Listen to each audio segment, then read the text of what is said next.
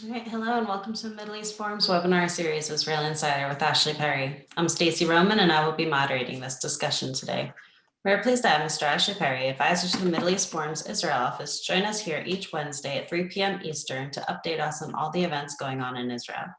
Mr. Perry will be giving us a briefing on current Israeli affairs for 15 minutes, then open it up for questions. Should you wish to ask a question, please use the Q&A box located at the bottom of your screen to type out your question. Now, with no further ado, I'll turn the discussion over to Mr. Ashley Perry. Thank you very much, Stacey, and good evening from Israel. Another packed week. Originally, again, we spoke about this in the past when I was asked to write a blurb. All attention was focused, a lot of attention was focused on Gaza and Hamas. First of all, because late last week, once again, some rockets were launched from Gaza by Hamas onto Israel. In fact, the Iron Dome intercept system actually didn't manage to intercept these particular rockets, and they landed in populated areas in the south of Israel. And Israel retaliated, again, not excessively. But what was interesting is the next day, probably more of a coincidence than anything else, Israel carried on what it's been doing for a while with some major exercises trying to emulate what future wars and conflicts will look like. In the north, recently there was a few IDF exercises trying to simulate what would happen if Hezbollah tried to come across the border and even took over certain towns and villages very close to the border. How would that look? How would the IDF react? In Gaza, it's a very, very complicated story because of the very high levels of population. There aren't many open spaces with which to conduct a warfare, as opposed to southern Lebanon and some other areas. But there was this operation. And what was most interesting is the recent simulations and let's say war games were under a title called Tnufa, which means movement. And according to the ideology of the Chief of Staff, Kochavi, he's spoken very much about it recently, that Israel has to change its definition in warfare and move towards something closer to victory, which means defeating its enemy. Now, this is a kind of tactic or strategy or even messaging that hasn't been used in Israel for many, many years. Not to fight an enemy to a stalemate, not to just basically wait for the diplomatic clock to run down, but actually to try and defeat one's enemies, try to deprive them of their ability to carry on fighting, to convince them that the battle is up, and try and impose much more favorable conditions when eventually the fighting does stop. This is something very interesting that we've seen. This is something actually that Professor Daniel Pipes has been pushing for many years in the Middle East Forum with the Israel Victory Project. And I do stress to everyone listening, if you haven't done so already, it would definitely be worthwhile to look at some of Professor Pipes's writings on the subject and how close they are to what we're now seeing as a defensive, as a, let's say, military doctrine that we are now seeing the IDF take up under the leadership of Chief of Staff Kochavi. And we certainly saw this during the preparations for, unfortunately, what will probably end up being a future conflict. What we do know is Hamas usually launch their rockets against Israel when it's in a time of distress and it wants to get attention, especially when it's a limited amount, as we saw last week. Well, Hamas are certainly in distress. First of all, COVID is hitting them very hard. Economically, the Gaza Strip is in a very bad shape. And most importantly, the talks, the unity talks between Fatah, which is Mahmoud Abbas, the PA president, party, which runs the Judea and Samaria and the West Bank, and Hamas. There's been unity talks for many years, but these ones were being held in Cairo, and apparently talks were ongoing when it was released that the PAs decided to rejoin security coordinations with Israel, with the Israeli government, with the IDF, and apparently that was to some anger from the Hamas counterparts. And in fact, they left the meeting and there's been no talks since then. The talks are supposed to be about unity, about elections. You know, we haven't seen any type of elections in the Palestinian Authority for well over 12 years. Mahmoud Abbas has no democratic legitimacy. He's as we say, 12 years into a 4 or 5 year stint. But the fact remains that Hamas are in dire straits. There's great disagreements between the local Hamas branch and the overseas Hamas branch, which usually takes a more militant tone. But suffice to say that Hamas are certainly not getting their own way at this point, and their relationship with Fatah has once again broken down. So we'll see what happens on that front. On another front, there was a very interesting visit. Some clever person, far cleverer than me, was watching eagle-eyed and noticed that a plane this week took off from Tel Aviv and landed in I can't remember the exact name, a Red Sea coastal town not far from Israel in Saudi Arabia. It was a small private jet owned by a businessman, and a lot of people noted that in the past, when Prime Minister Netanyahu wanted to make secret visits, he usually used this particular plane. And while it was not confirmed by either Israelis and Saudis, in fact, the Saudis denied it, it is clear that Prime Minister Netanyahu met with the Saudi leader, Mohammed bin Sultan. On the agenda, almost certainly, were two issues. Iran, of course, and its move towards nuclear weapons and what's going to happen with JCPOA, but also importantly, the probable likelihood of more, let's say, less favorable winds coming from Washington over the next few years. During the Trump administration, not just Israel, but Riyadh certainly were considered extremely strong allies in the region, probably the strongest allies. And this is what led to some of the normalization agreements, the Abraham Accords, this understanding that the moderate or pragmatic Sunni world and Israel had far more in common vis-a-vis its enemies and opponents, which forged some of these alliances that are happening. But what we saw under the previous administration, of the Obama administration, and what we understand is more likely under the Biden administration, is Saudi Arabia is seen as more of an opponent, let's say, is not necessarily seen as a natural ally to the US. And there's going to be a certain amount of space, probably between the US and the Saudi administrations. It's going to be an uncomfortable few years. That's a feeling to a certain extent shared in Jerusalem. Not to say that it's going to be necessarily antagonistic or return to the Obama administration, but it's certainly going to be a step backwards from what we've seen over the last 4 years in the Trump administration. What was interesting is that by the way, this meeting was attended by Secretary of State Pompeo. What was interesting is the fact that nothing came out of it. No great gesture, no acknowledgement. There was some reports and some quotes that came out, I believe, in the Wall Street Journal from the Saudi side, which admitted that the meeting happened, but then the official communique basically said that no such meeting had happened. In Israel, Prime Minister Netanyahu certainly alluded to it, and many senior Israeli government ministers confirmed that the meeting took place. But the Saudis still are not at that stage where they want to openly admit that meetings happened between the two leaderships.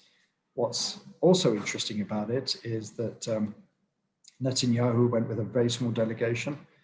He went with the head of Mossad, who he likes to entrust many of these sort of events with, and also seen his military attaché.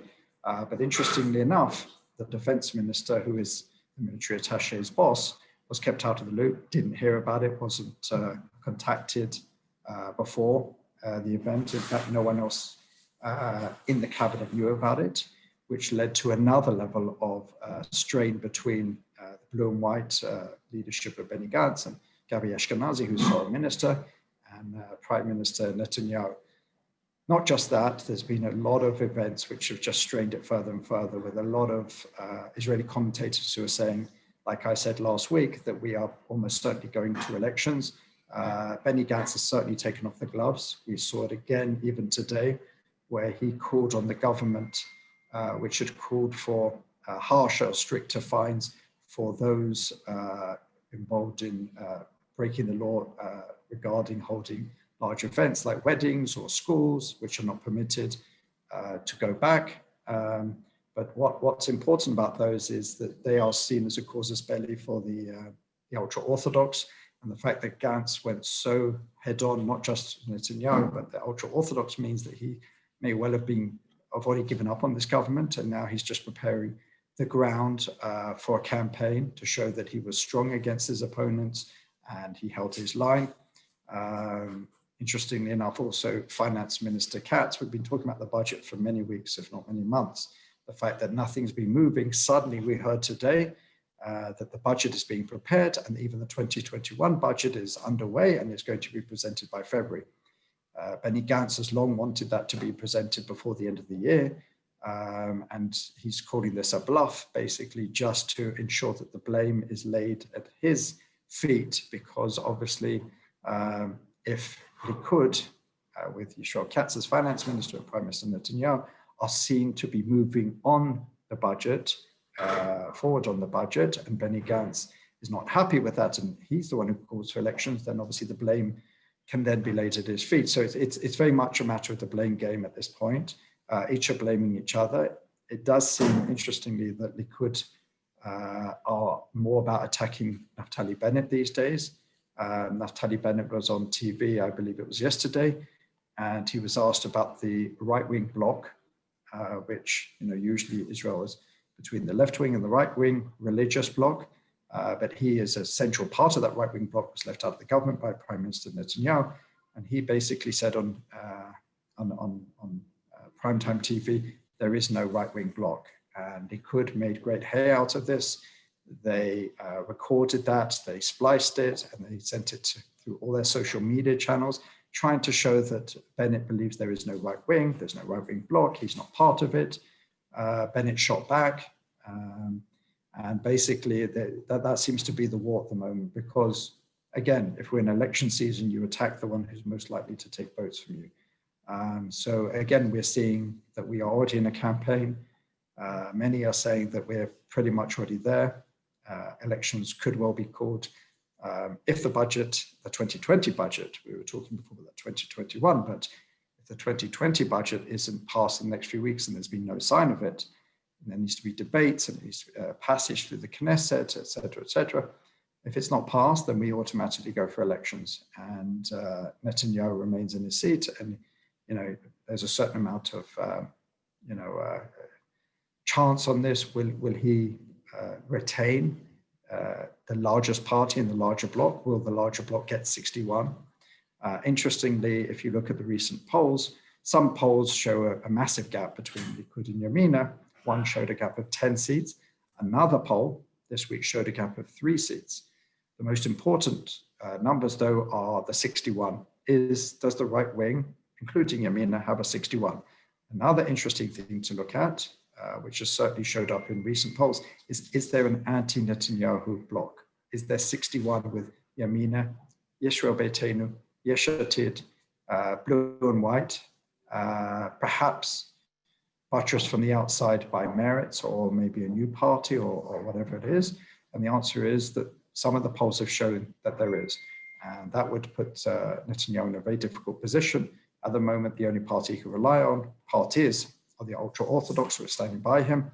But there does seem to be a possibility of an anti-Netanyahu bloc. But if you just do right-left, then the right wing certainly has a much stronger case, 65, 66, 67 seats.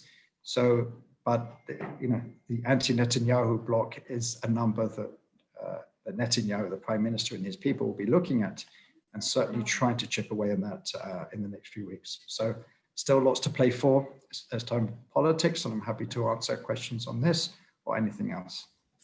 All right, thank you so much. So the first question we have in is, how accurate have the polls been in the last 3 elections?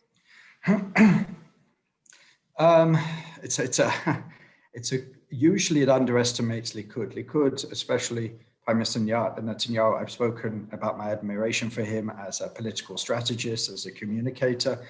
And what he's managed to do in recent elections is at the last minute managed to sway a lot of people from, let's say, the right-wing satellite parties, whether they're Yamina of Naftali Bennett, even Yisrael Beitenu of Avigdor Lieberman, basically trying to say that you may not like me, but if you do not vote for me, the right wing is in danger now.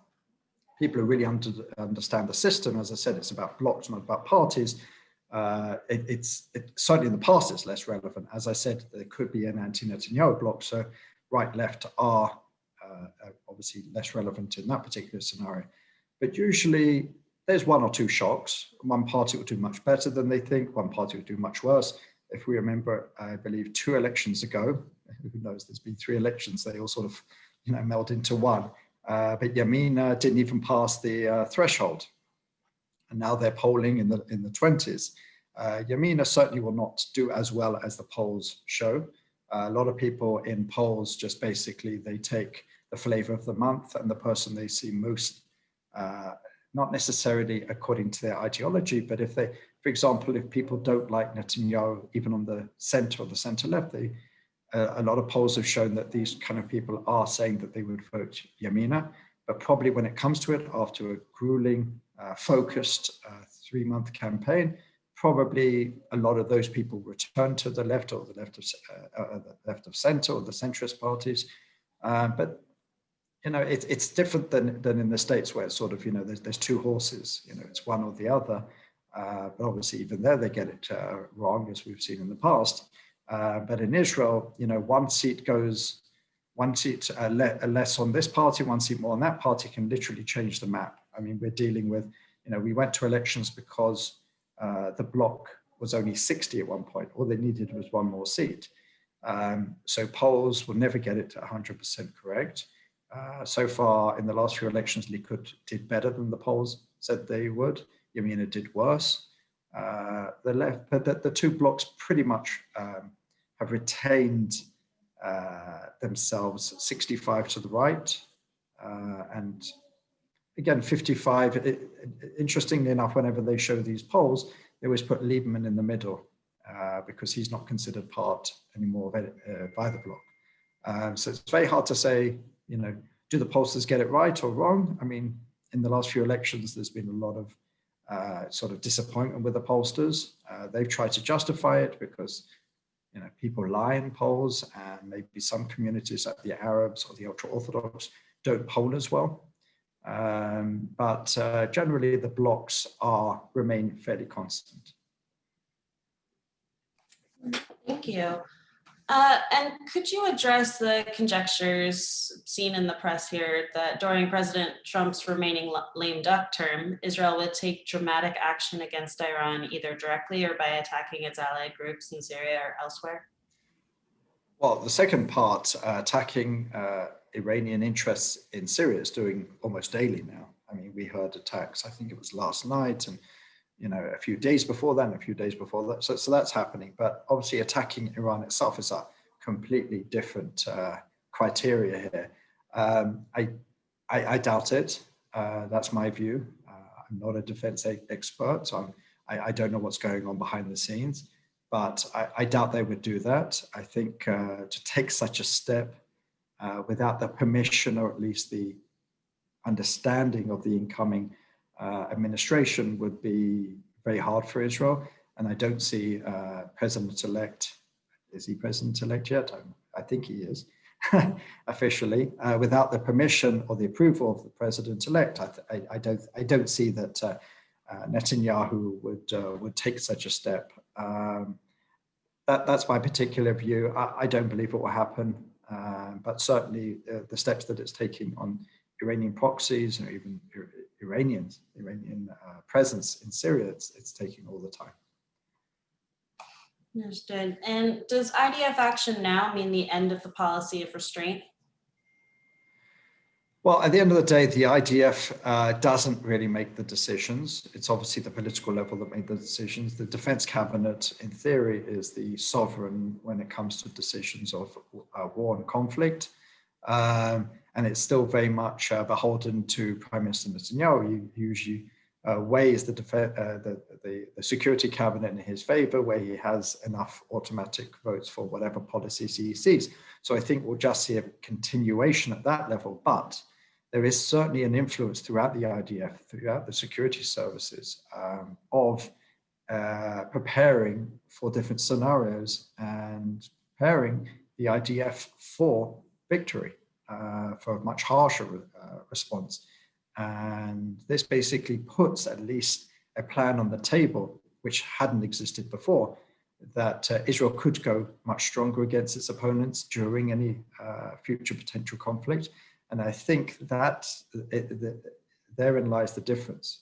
I think I've told a story before that when Defense Minister Avigdor Lieberman came in to his office and he sat around with the top security brass and he said, I'd like to see a document outlining a strategy to defeat Hamas. And everyone looked around the table and said, we've never had one because no one ever asked us to do one. Defense Minister Lieberman was the one who appointed Kochavi because he wanted this strategy. He wanted to talk more victory. He wanted to think how to defeat enemies. And we can now see the outcome of that. So the fact is that the plans and the strategies and the motivation towards victory will be on the table, whether Prime Minister Netanyahu or whoever is Prime Minister at the time, if we should have another conflict, decides to pick it up and use it, that's a whole nother consideration. But what is important is that the IDF is preparing to present that option to the political level should we need it in the future. Thank you. And would you comment on Chinese involvement in the port of Haifa? What's going on? Oh, that's a bit of an old story that when they put out basically for companies to bid to restructure with the infrastructure there in Haifa, one of the Chinese companies was one of the best bids, and Israel was seriously considering it, but the Americans basically came in and told Israel not to consider it, so it was dropped. So that's pretty much the story. All right, thank you. And also this is from last week, but just in case anything has changed, if President Trump, I know his advisors have said no on this, but attacks Iran's nuclear sites before leaving office, what would be the ramifications for Israel? I mean, massive. Obviously, any serious threat against Iran, probably they wouldn't just target Israel. Saudi Arabia is certainly a potential target for Iran, and the Saudis are extremely worried. Obviously, proxies in Yemen, proxies in Lebanon, proxies in Syria, pretty much all over, even in Gaza with Islamic Jihad, Palestinian Islamic Jihad, I should say. As I said, I don't see it happening, but it would definitely lead to a greater conflict because Iran does have very strong military capabilities. It certainly has missiles that are able to attack Israel and deal very heavy blows. Hezbollah basically have very strong missile program that can hit any inch of Israeli territory. So obviously there would be tremendous ramifications. We saw in the past during the Gulf War, the first Gulf War at least, and the threats in the second Gulf War, that when America attacked Iraq, even though Israel was out of that war, we were then attacked. So I'm sure it would be seen very similarly, and Israel would expect a very strong and robust reaction, to say the least. But as I said, I don't see it happening. So going back to the elections in Israel, you mentioned a possibility of an anti-Netanyahu bloc. Does this mean that there's a stronger appetite among young and left Israelis to throw out Bibi for good? And is Benny Gantz more open to a two-state solution? That's the point. It's not just a left-wing Israelis who want to throw out Netanyahu. The extreme right are extremely unhappy with him.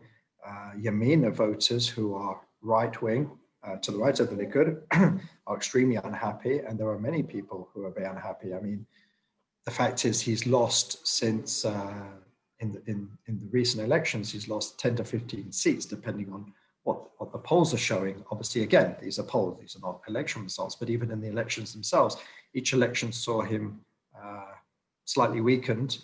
So it's not really left and right. I mean, again, there are a lot of people on the right wing who would point to Netanyahu, who agreed to settlement freezes, who agrees to fund the PA, who agrees to release terrorists, who voted for the disengagement, and they would say this is not a right-wing prime minister, and that's why they vote to the right of him. So there's a lot of people on the right, left, center, religious, non-religious, who are just fed up. But also, maybe they feel it's time for a change. There's a number of issues, whether it's corruption, obviously with the court cases that are upcoming, whether it's feeling that the country is being run according to political considerations, whether it's on a right-left issue. There are many Israelis from all sorts of walks of life who are just wanting to see the end of Netanyahu. And that's when you could see people who like Naftali Bennett and Avigdor Lieberman, who are to the right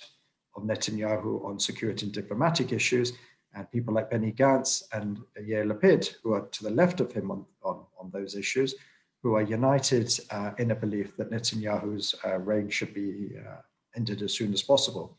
So it wouldn't necessarily be a right or left issue, but it would be a very hard government to cobble together. But certainly there is talk about it. It is one that's on the table. Whether it's the best choice of anyone, that remains to be seen. But while it's there, Netanyahu is certainly nervous about it, and he'll do everything to try and disrupt this from happening. Thank you. And what support is there for, I'm going to butcher this name, Boogie Ya'alon? Limited. There's talk this week about whether he would, at the moment, Yair Lapid's party is called Yesh Atid Telem.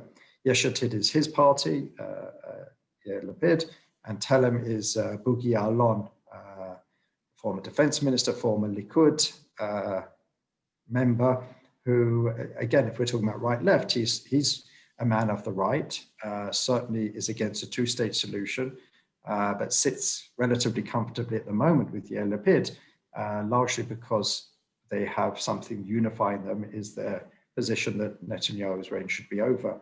So there's a good example of it. But Ya'alon on his own probably wouldn't pass the electoral threshold, so probably he will either have to stay in Yesh Atid or look for another larger party to come in.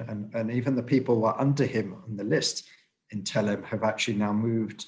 Some of them have moved to blue and white. Some of them even went to Likud. Some of them broke off, like Derek Heretz, Yoaz Hendel, and Zvika Hauser. So he lost a lot of people from the last elections. And he himself, I wouldn't say is a major electoral force. Understood. So just going back to Gaza and Hamas and the southern border possibly heating up, can you just make a prediction of what might happen and what we might see in the coming weeks? I don't think much will happen in the coming weeks. Again, there may be rockets that will be launched, singular, lower multiple rockets, probably to get Israel's attention, to get the international community's attention. The situation is pretty dire economically from a health point of view with coronavirus. So Hamas usually like to get the attention of the international community that way and Israel's attention. So as I said, Hamas are not in the best place at the moment. So I would expect to see every now and again some rockets being launched from there. I don't see a conflict breaking out. I don't think Hamas want it. Certainly Israel doesn't want it. So I don't see a wider conflict, but there'll probably be every week or so, there'll be a few rockets launched until they get what they want. There is still talk about a longer term ceasefire between Israel and Hamas.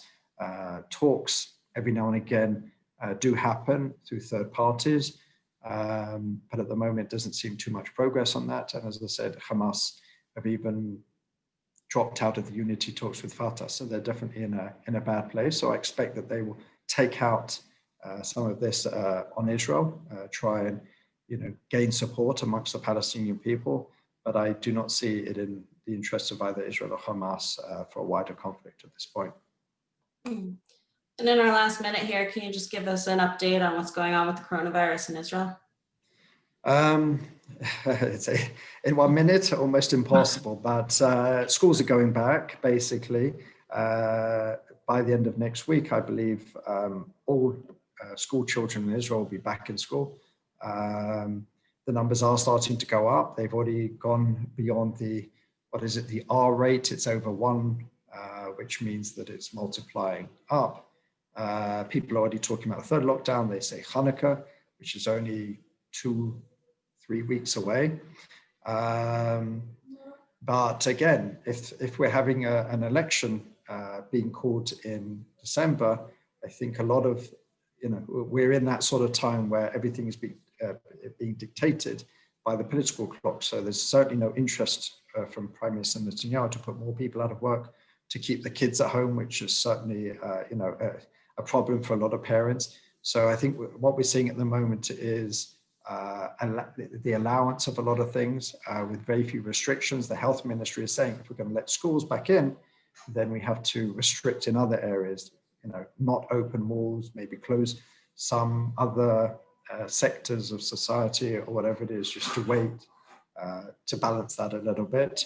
But again, if we've got a prime minister who's going into elections, he's certainly going to want to do everything possible to, to have the situation favorable for him politically, and to shut down more, and to have more hundreds of thousands lose their jobs, certainly not indicative for a successful campaign. So I think, as I said, a lot of what we'll see over the coming weeks or even months will be dictated by that. Understood. All right, well, we've come to the close of our webinar. Ashley, thank you again for taking time to update us this week. For our viewers, as a reminder, there will be no webinar this Friday due to Thanksgiving. Thank you all for joining us, and I hope you have a wonderful day.